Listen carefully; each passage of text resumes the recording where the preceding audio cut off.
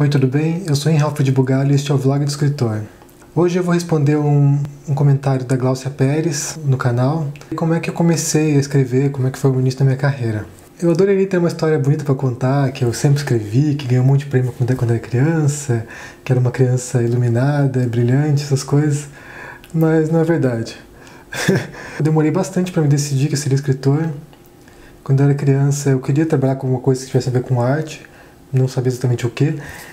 A princípio eu adorava desenhar quando eu era criança, quando eu tinha dos 9 aos 13 anos por aí. Eu queria ser desenhista de história em quadrinhos, lia todo tipo de super-herói que vocês podem imaginar, lia X-Men, Homem-Aranha, Hulk, Capitão América, Justiceiro, todos esses aí. Eu era bastante fã da Marvel, não da DC, eu não lia os quadrinhos da DC. Basicamente a minha formação como leitor eu posso atribuir em parte aos quadrinhos, em outra parte as enciclopédias que minha mãe tinha em casa. Ela tinha algumas enciclopédias, então eu passava às vezes a tarde inteira com as enciclopédias abertas lendo. Quando eu criei o gosto pela leitura. Depois, mais tarde, quando eu tinha uns 14 anos, eu mudei de ideia, eu já não queria trabalhar com quadrinhos. Já não via muito potencial nessa área naquela época. Decidi que eu queria ser designer de jogos, fui estudar informática. Foi uma decepção, não tinha nada a ver com o que eu imaginava. Mais ou menos nessa época eu também comecei a estudar piano. E daí foi o momento que realmente me apaixonei pelo instrumento e sonhava em ser concertista.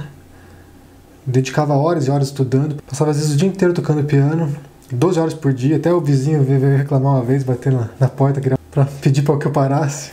Eu dediquei alguns anos para tentar me tornar pianista. Mas eu não era bom o suficiente.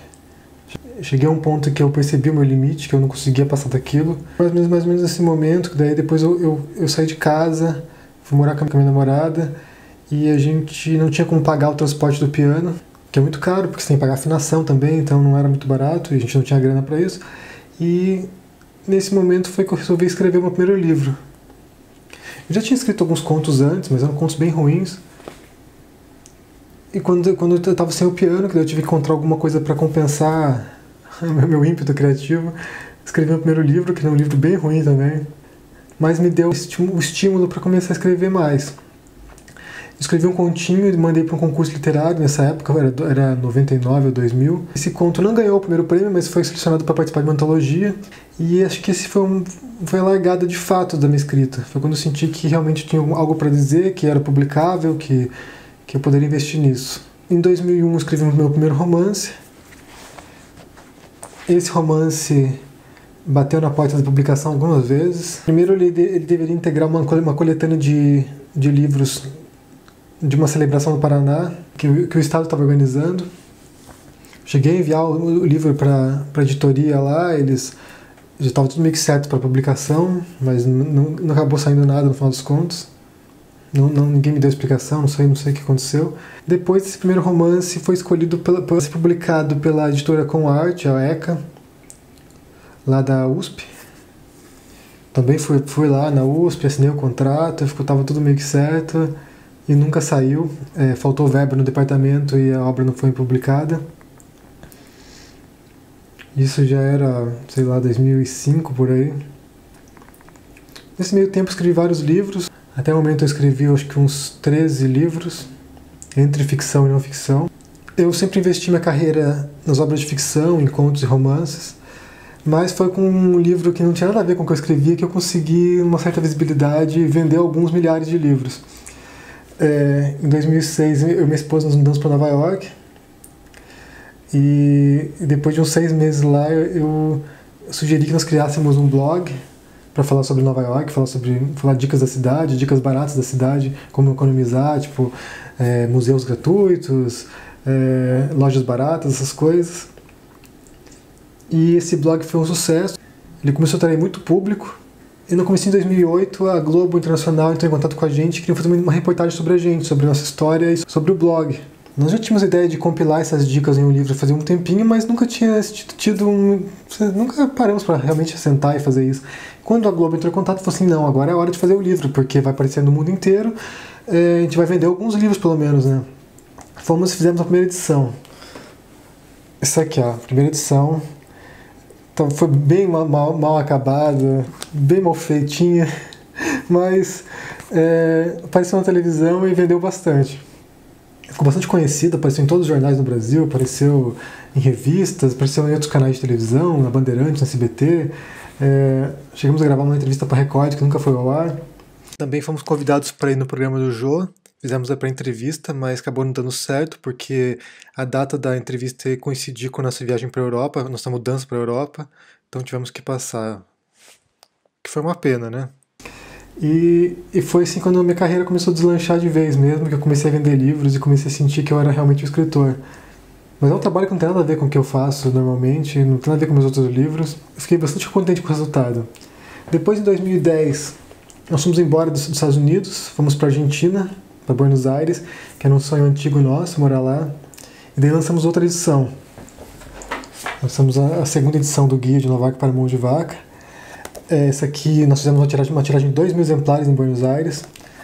Colorido, tudo ficou muito lindo, ficou uma edição muito bonita. Vendemos todos os 2.000 exemplares enquanto morávamos lá ainda. E hoje em dia deve estar na casa dos 20.000 exemplares vendidos esse livro. Nós lançamos também um outro livro de Nova York, que era um só de roteiros de viagem, que deve ter vendido uns 5.000 exemplares até agora. Também lançamos um de Roma, esse de Roma já não vendeu tanto. E lancei também um livro de fotografia, um manual de fotografia, que vendeu uns 600 exemplares, eu acho, até hoje. Quer dizer, esses foram os livros que mais venderam. Eu ainda continuo investindo em ficção, que é o meu grande projeto. Mesmo assim, é uma área muito complicada no Brasil. É muito difícil você se consolidar como escritor de ficção. Se você não tiver um QI em alguma editora, não tiver as costas quentes para alguém te dar um empurrãozinho, você não sai do lugar. Então chegou um momento que eu decidi que eu não ia tentar publicar no Brasil mais ficção, que eu ia desistir do Brasil, que eu já estava muito tempo morando fora. Então eu resolvi falar, vou passar a escrever em inglês e vou tentar publicar em inglês agora.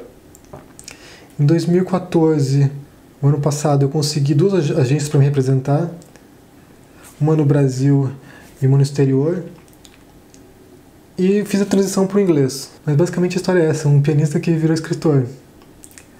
Alguém queria ser pianista, porque eu nunca fui pianista de fato. Muitos meus livros há músicos e há pianistas também, eu acho que é um pouco resquício disso. Também é muito sobre filosofia, porque foi minha formação, eu estudei filosofia na faculdade. São 2 disciplinas que estão sempre dialogando nos meus livros, a música e a filosofia. E viagens também, porque depois com o sucesso do livro de viagens eu acabei virando escritor de viagem em tempo integral. Então eu e minha esposa viajamos para vários países depois disso. Já fomos para uns 20 e poucos países e mais de 100 destinos diferentes nesses últimos 5 anos. Ainda é o trabalho que eu faço, além de ser tradutor. Eu acho que deu para unir o útil ao agradável. Mas não é fácil também ser escritor de viagem.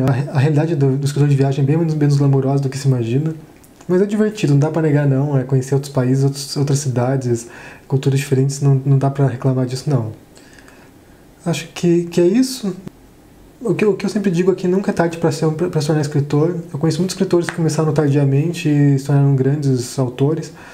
Não tem isso, não é diferente de outras formas de artes, como a música, a dança, que você tem que começar bem cedo a aprender.